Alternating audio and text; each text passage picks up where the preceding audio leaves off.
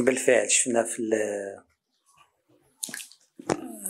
التقرير اللي قدمه الممثل الشخصي للأمين العام أمام مجلس الأمن نهار 16 وما تناقلته وسائل الإعلام حول مقترح اللي يمكن كنقدمه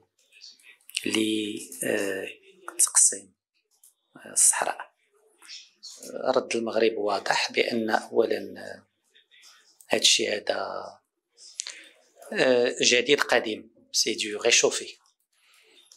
ثانيا بأن موقف المغرب بحال اللي كان في 2002 راه هو اليوم، بأن المغرب بحال اللي أكد ذلك جلالة الملك لا يتفاوض حول صحراءه، ولا يتفاوض حول سيادته على الصحراء، ولا يتفاوض بشأن وحدته الوطنية. المغرب يتفاوض بشأن نزاع إقليمي مع بلد جار